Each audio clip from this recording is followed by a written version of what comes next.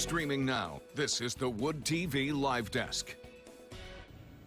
And good afternoon, everyone. Phil Penarski here with the Wood TV Live Desk. Hope you're all having a great start to your Wednesday. We welcome back digital reporter Matt Jarowski once again to talk about his latest Sunday story. And Matt, this one really was a doozy. You know, ever since I moved up here, everybody's kind of said, you know, Michigan has a little bit of everything. You can find almost anything in Michigan, whether you want to go to the beach, go hiking in the woods. There is something for everybody. And I also didn't realize that there was actually a Bermuda Triangle here in Michigan as well. It really does have everything. Matt, your story details what some people are calling a Lake Michigan Triangle. Tell us about how this sort of claim from people really got started.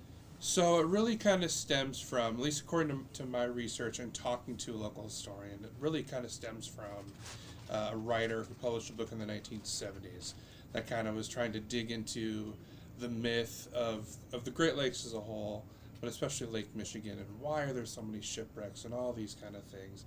And long story short, and we can really say the same thing about the Bermuda Triangle, it's not real. I mean, there's a giant myth built up about it, but the science really isn't there to prove that there's any one thing that really makes these places super dangerous, other than their giant bodies of water that can become really dangerous when the science and when the weather lines up. So that's really what the Lake Michigan Triangle is. Depending on who you talk to, there are different points. Some people claim it's a triangle, some people call it a rectangle. Basically, it stems from about the Ludington area down to Benton Harbor, and then across to Manitowoc, Wisconsin.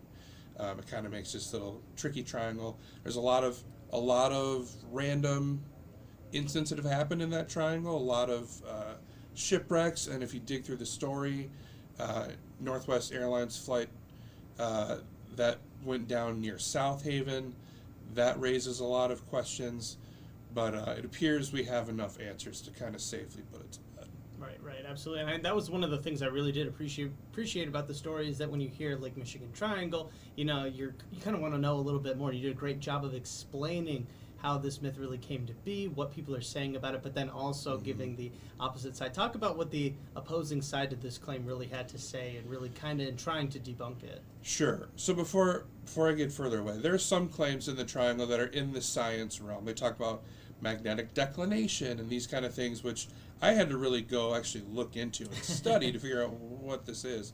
And magnetic declination is kind of the difference between, depending on where you are on the planet, what the magnetic force is doing, whether your compass is pointing true north or some variation of that. So they're very reasonably, especially, you know, decades, centuries ago, when we didn't have the advanced technology we do now, magnetic declination could have played a role in some of the shipwrecks in that area. It's very possible.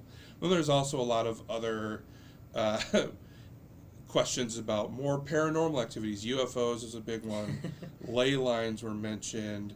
You know, energy vortexes, vortices, these kind of things that, well, there's not a lot that we can really pin down as far as this was the reason why these things happened. And so the opposition to that is just the data. Valerie Van Heest, who is a local historian, she is a shipwreck diver, she's a museum curator. She knows these kind of stories backwards and forwards. And she's also specifically leading the effort to try and find Northwest Airlines, the flight that went down.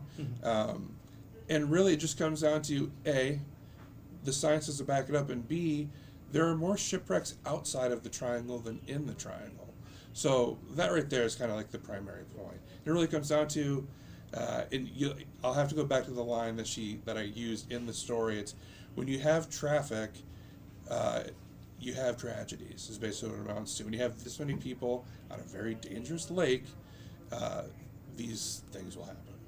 Absolutely, and I do encourage everybody, if you haven't gotten the chance to check out Matt's story, it really is a wonderful tale, and you get to learn a little bit more about the history and really kind of just explore this whole claim about the Lake Michigan Triangle. It's all available to everyone right now on woodtv.com. But Matt, before we let you go, I mean, you mentioned that the science and the facts all behind this really prove that there isn't a Lake Michigan Triangle. But when you were doing your research, I mean, was there ever a moment where you were like, I don't know, there could be something treacherous going on in Lake Michigan? No.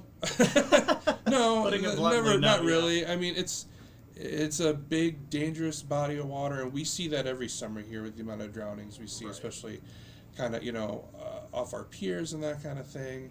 The rip currents that come. But even just digging into some of the stories, the Northwest Airlines flight in particular is really interesting.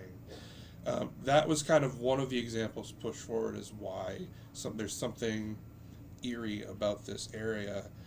And really what it comes down to is it was bad weather, and there are a lot of questions that remain unanswered. They found wreckage, but they haven't found the wreckage of the plane. Mm-hmm. And Van Hees actually wrote a book about the flight. Really dug in, honestly, to gruesome detail. Some of the things that she included in the story of what was found and what wasn't found. And really, she says while they're looking for the plane, hopes aren't super high that they're going to find it, because it's not shaped like an airplane anymore. The airplane, when it hit, based on the debris they did recover, hit so fast it became indistinguishable. They're just ripped metal and lots of other things that I don't really want to get into here. Right. If you go to her story or read her book, there's plenty of gory details that you might want to check out. Mm-hmm. But it's not like there's a little airplane sitting at the bottom of the lake that we can't find. It's A, it's probably buried in silt by now, and B, it's just a complete scattershot. Right. So. It also happened, quite a few years ago. So. Oh yeah, after 7 years ago now. Yeah, absolutely. So again, Matt, you made a great pitch out to people who haven't checked it out. If you want to learn a little bit more about that flight, and more specifically the Lake Michigan Triangle, you can find it all right now in Matt's latest Sunday story, right now available to you on our website, woodtv.com. If you're watching us on Facebook, we have a link for you conveniently right now in the description box or the comments section. Matt, thank you so much for stopping by the live desk once again. We'll see you next week. Anytime. Talk to you later. All right, I want to thank everybody else for tuning in to this latest edition of the Wood TV Live Desk. I'm Phil Pinarski, and we hope you have a great rest of your day.